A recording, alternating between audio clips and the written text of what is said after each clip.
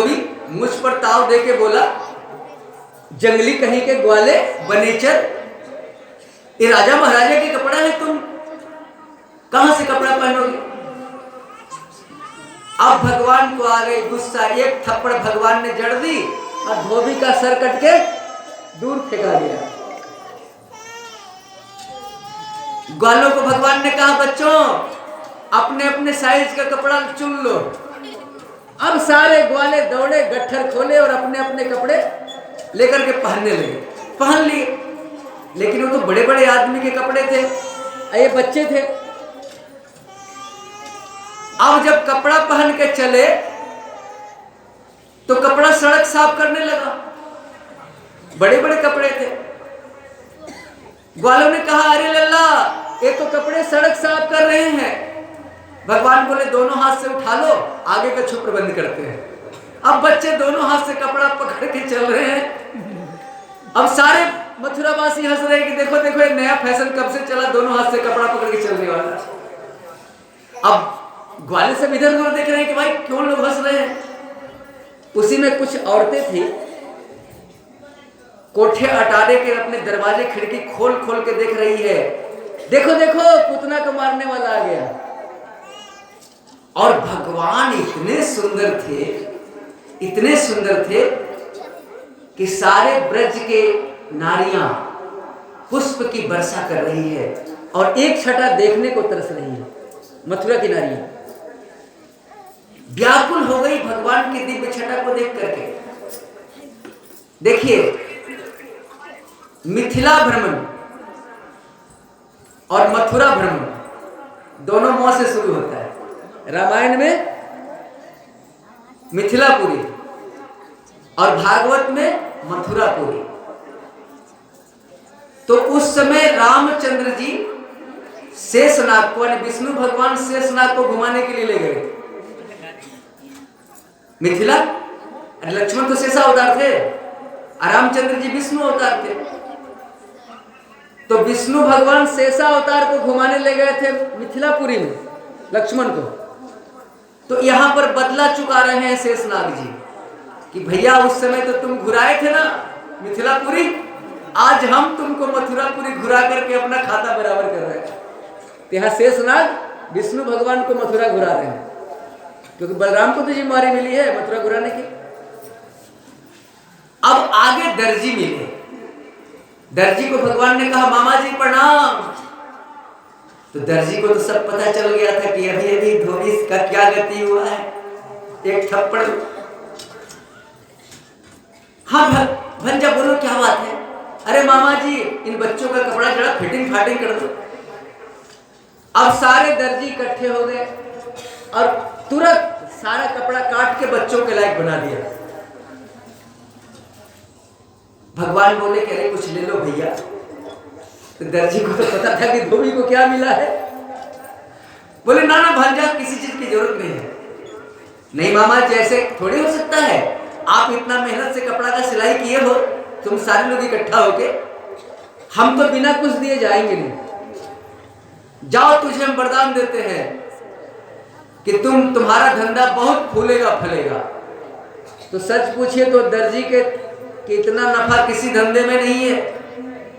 10 रुपये का बटन, धागा और कॉलर, कमीज की सिलाई कितना? 300 रुपये।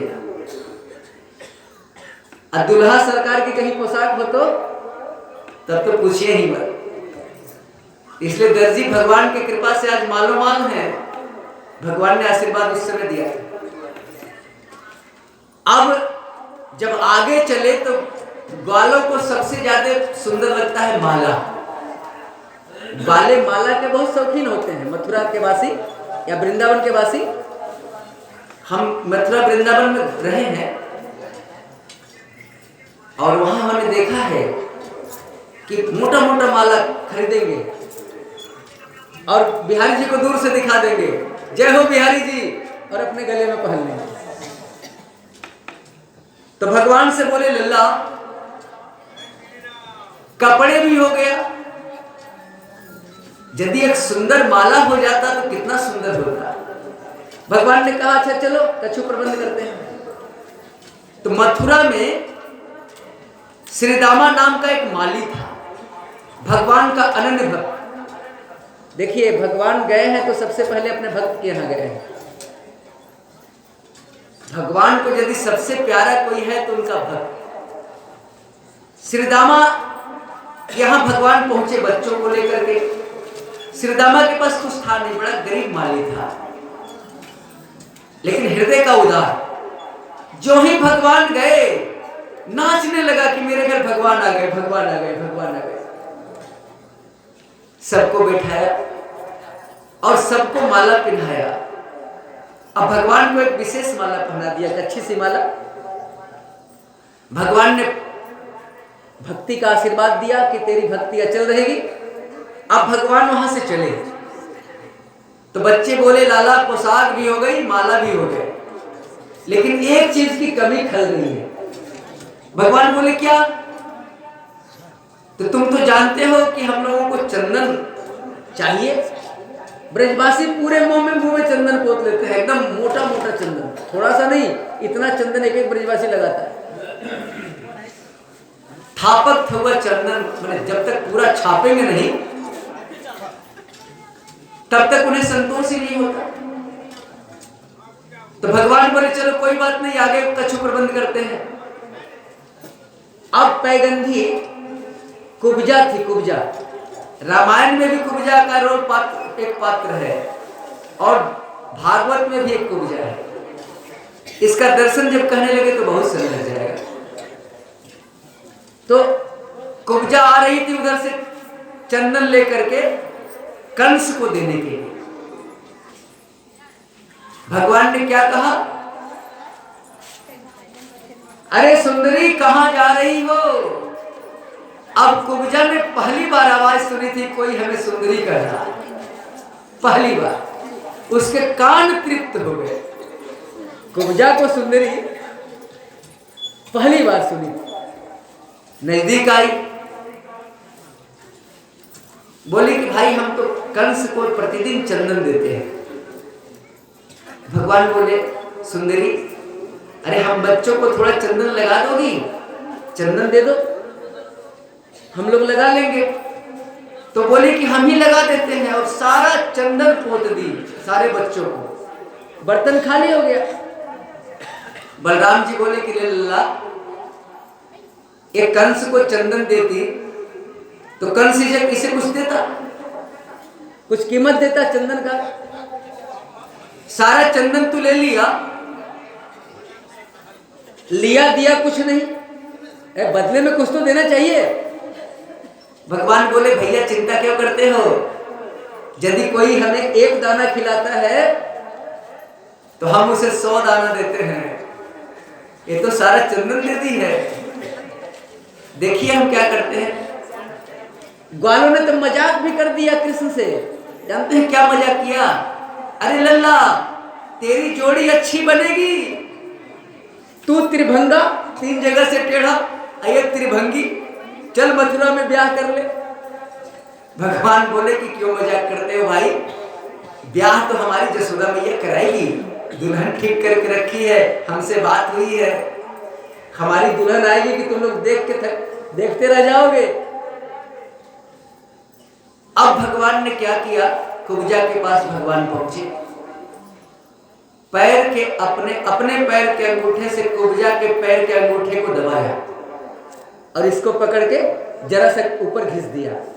कुब्जा विश्व सुंदरी हो गई, इतनी सुंदर हो गई। देखिए, भगवान के पास जाकर तो देखिए, हृदय से मालो माल कर देते हैं। कुब्जा विश्व सुंदरी हो गई, क्या नहीं मिला कुब्जा। अब आगे चले तो कुछ व्यापारी लोग थे उस मथुरा में। सारे व्यापारियों ने दरवाजे पर ही भगवान का स्वागत किया, लौंग, इलायची, पान, सुपारी। ये व्यापारी क्यों स्वागत कर रहे हैं? कि हमें लगता है कि सत्ता का परिवर्तन हो जाएगा, सत्ता इस छोरा के हाथ में आएगा, तो पहले से यारी बना लो। लेकिन किसी ने घर के अंदर जाने को नहीं कहा भगवान को। व्यापारी लोग भगवान को घर के अंदर जाने को नहीं कहे। क्यों? हो सकता है इनकी हार हो जाए, जीत हो गई तब भी ठीक, हार हो गई तब भी ठीक। इसलिए पहले से राम राम करना व्यापारी लोग शुरू कर दिए थे भगवान को। अब भगवान पहुंचे सभागार में, कंस के सभागार में। बलराम जी से बोले कि भैया पानी लेके तेरे से हाथ आंख धो लो, दे पानी दे। भैया चलिए ना थोड़ा सभागार देखा जाए। अब सभागार में गए तो वहां परशुराम का दिया हुआ धनुष रखा हुआ था, और धनुष देते समय परशुराम जी ने कंस को कहा था कि ऐ कंस, इस धनुष को कोई तोड़ नहीं सकता, इस धनुष को कोई तोड़ नहीं सकता, और जो तोड़ देगा वो तुझे छोड़ नहीं सकता, याद रखना। धनुष रखा हुआ था, मिथिलापुरी में भी धनुष जग, भागवत में भी धनुष जग। अब बलराम जी से भगवान बोले कह रहे भैया थोड़ा धनुष छू के देख ले। तो पहरेदारों से लोगों ने पूछा कि हमारे छोटे भाई की इच्छा है धनुष छूने की। पहरेदारों ने कहा ठीक है छू लो, छूने में क्या लगा। जब भगवान ने धनुष छुआ तो भैया से बोलते हैं भैया जरा इसे उठा के देख ले। तो पहरेदार कहते हैं कि क्या सोच रहे हो, साधारण धनुष है क्या, परशुराम का दिया हुआ धनुष है, जरा सा हिल नहीं सकता। तब भगवान ने भैया से कहा क्या भैया कुछ टेलर दिखा दिया जाए। बलराम जी बोले कि जब लल्ला तेरी इच्छा है तो चल दिखा दे। और भगवान ने धनुष को उठाया और दो टुकड़ा कर दिया। धनुष टूटा, कंस का सिंहासन हिल गया। परीक्षित सुखदेव बाबा कह रहे हैं कंस घबरा गया, सैनिक मारने के लिए दौड़े। बलराम जी बोले लल्ला धनुष का एक टुकड़ा हमें दे। और दोनों भाई धनुष के दो टुकड़े लेके ऐसा मार मारे कंस के सारे पहरेदारों को कि सब भाग गए, और जाकर के कंस को सारी कथा सुनाई। और वहां से सारे ग्वाले लौट करके अपने आश्रम में चले आए जहां पर ठहरने की व्यवस्था की गई। अब तो कंस घबरा गया, रात को नींद नहीं आई, बेचैनी हो गई, रात भर सोया नहीं। अब प्रातः जब हुआ तो सारे नंद बाबा सारे आदमियों को लेकर के सभागार में पहुंचे। वहां पहुंचने पर सारे लोगों के लिए स्थान दिया हुआ था, और देवकी वसुदेव को भी कंस बुला करके पर्दे के पीछे रखा था और कहा था कि वसुदेव तेरे आंखों के सामने कृष्ण और बलराम को मारेंगे। पर्दा के पीछे छुपा करके रखा था, इस पर्दा के पीछे से देखते रहना। और तब तक भगवान पहुंचे भैया के साथ, बलराम के साथ। तो मुख्य दरवाजे पर ही एक कुबलिया पीर नाम का हाथी रख दिया गया था। उसमें 10,000 हाथी का बल था, कुबलिया पीर। और उसको रात भर मदिरा पिलाया गया था, मतवाला हो गया था। उसके ऊपर महावत बैठा हुआ था। उसको आदेश था कि जो ही कृष्ण और बलराम आ जाए हाथी से कुचलवा दे। तब तक दोनों भाई आ गए। दोनों भाई ने कहा अरे महावत दिखाई नहीं पड़ता, हाथी को हटा। और महावत ने हाथी ललकार दिया कृष्ण और बलराम की ओर। अब बलराम जी ने हाथी की सूंड पकड़ी और घुमा के इस तरह से मारा कि हाथी और महावत दोनों का गोविंदाय नमो नमः हो गया। बलराम जी बोले लल्ला जब दरवाजे पर इतनी स्वागत है तो भैया अंदर कितनी स्वागत होगी, सतर्क होके चलना है। चल हाथी का दांत उखाड़, एक दांत तू ले ले, एक दांत हम ले लेते हैं। और दोनों भाई खून के छींटे लगे हुए थे शरीर पर, और दोनों एक एक दांत लेकर के पहुंचे उस रंगशाला में जहां सारे लोग बैठे हुए थे। अब जिसकी जैसी भावना थी भगवान वैसे उसको दिखाई दी। कोई सज्जन पुरुष था तो भगवान उसके लिए पुरुषोत्तम रूप में दिखाई दिए। कोई पहलवान था तो कोई किसी को पहलवान के रूप में दिखाई दिए। कंस को भगवान काल के रूप में दिखाई दिए, विकराल काल के रूप में। अनि जाकी रही भावना जैसी, प्रभु मूरत देखी तिन तैसी। जो वहां औरत थी, माताएं थी, उनको भगवान कोमल स्वभाव के दिखाई दी, ताकि माताएं स्नेह करने लगी भगवान से, छोटे छोटे भगवान। अब सभागार में जब पहुंचे तो वहां पर मल्ल युद्ध की तैयारी थी।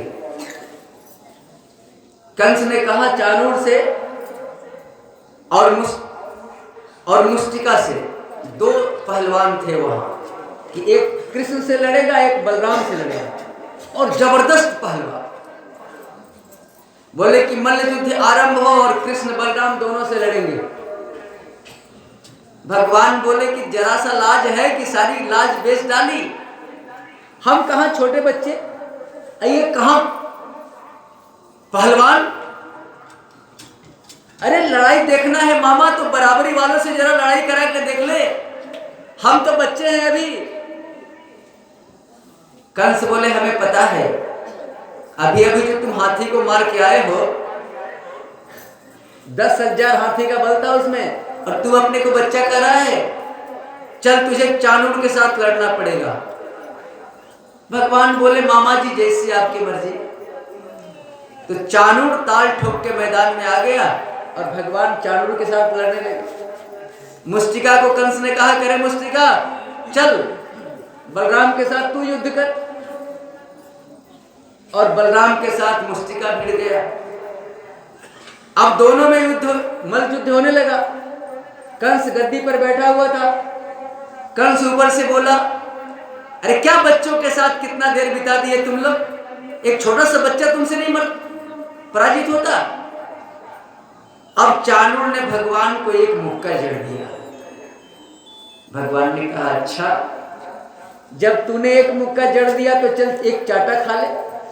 अब एक चाटे में चाणूर का गोविंदाय नमो नमः हो गया, और इधर मुष्टिकासुर को बलराम जी ने एक दो मुक्का दिया और एक जमीन में धंस गया। अब कुछ और थे पहलवान, सबको मार मार के भगाया। कंस के कुछ भाई थे, कंक, अनियोग्र, तो सारे भाई को भी बलराम जी ने मार दिया, अस्थि प्राप्त। इसके बाद भगवान ने क्या किया कि दौड़ते हुए कंस के सिंहासन पर चढ़ गए और कंस के बाल को पकड़ा और कहा कहिए मामा जी, एक दिन हमारे माँ के बाल को आपने पकड़ा था ना, केस को, और केस को पकड़ के रथ से नीचे गिराया था ना, हम उसके लाल, आज वो दिन हमें याद है। और केस को पकड़ करके भगवान घुमा करके नीचे फेंके। कंस का राम नाम सत्य हो गया, रहे सहे जो प्राण थे, भगवान उस पर कूद गए और छाती पर, और कंस का गोविंदाय नमो नमः हो गया। इस तरह से कंस मारा गया। अब उग्रसेन जी जेल में थे। उग्रसेन भगवान के नाना थे। नाना यानी कंस अपने पिता को जेल में डाल करके गद्दी पर बैठ गया था जबरदस्ती, इतना बड़ा अत्याचारी था।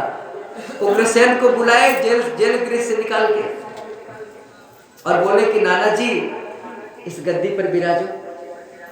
कंस की दो पत्नी थी, अस्थि प्राप्ति, दोनों को भगवान ने समझाया लेकिन रही नहीं, दोनों चली गई अपने पिता के यहाँ, जरासंध के। जरासंध कंस का ससुर था।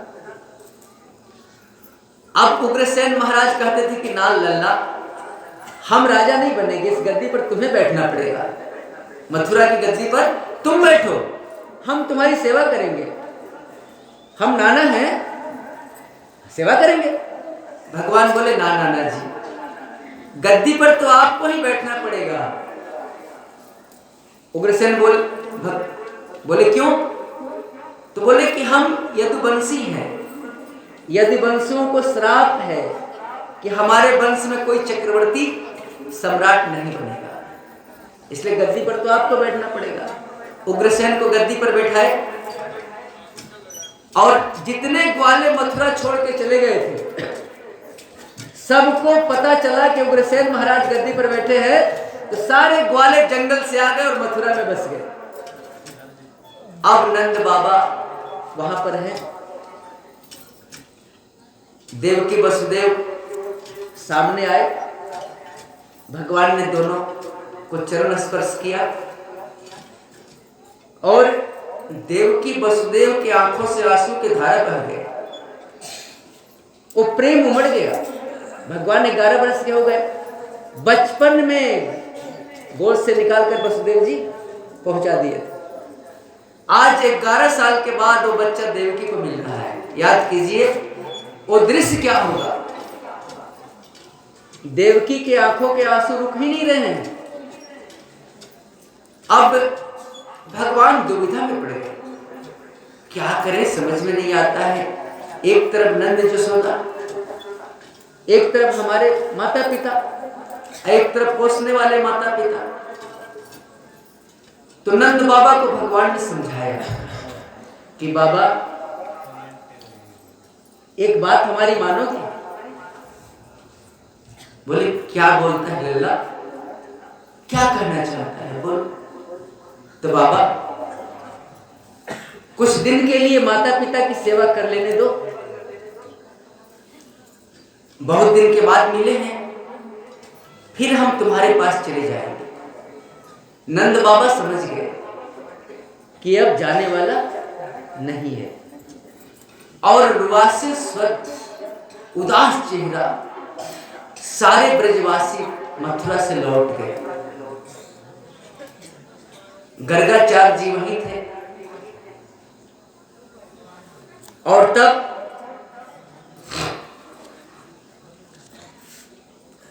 भगवान कहते हैं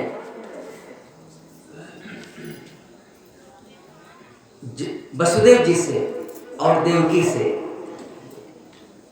कि पिताजी और मां हमें माफ करना, हम अभी तक आपकी सेवा से वंचित रहे, इस गलती के लिए आप दोनों हमें माफ कर देना। क्योंकि जानते हो पिताजी, जो माता पिता, पत्नी, संतान, बालक, गुरु, ब्राह्मण और शरणागति की रक्षा नहीं करता, वो जिंदा रहते हुए मुर्दे के समान है।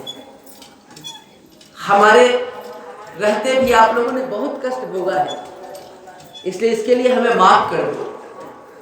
अब देवकी लिपट गई भगवान के साथ, गोद में बिठा ली, स्तन से दूध की धारा बह चले, ममता उमड़ पड़े।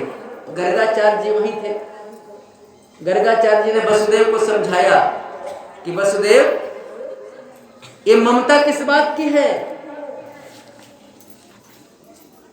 कृष्ण और बलराम तुम्हारे लड़के हैं, ममता में ऐसा मत करो कि इनकी पढ़ाई पूरी न हो सके।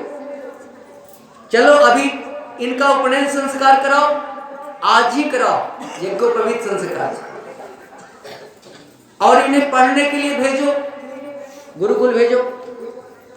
तो वसुदेव जी ने कहा कि बढ़िया गुरुकुल कौन सा है गुरुजी अभी अपने देश में। तो गर्गाचार्य जी ने कहा कि एक गुरुकुल तो है, मथुरा से कुछ दूर है, उज्जैन में, वहां के आचार्य हैं संदीपनी मुनि, बहुत अच्छे गुरु हैं। उपनयन संस्कार हुआ। उपनयन संस्कार होने के बाद यज्ञोपवीत रथ पर बिठा करके दोनों को, कृष्ण बलराम को पढ़ने के लिए गुरु जी के यहाँ, संदीपनी मुनि के यहाँ भेज दिया गया। एक भजन का आनंद ले, फिर हम लोग कथा में थोड़ी आगे चलेंगे।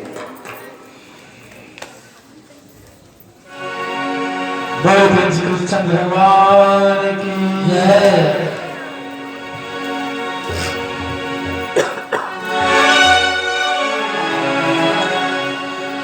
तेरे रूप को मैं सितारा में दे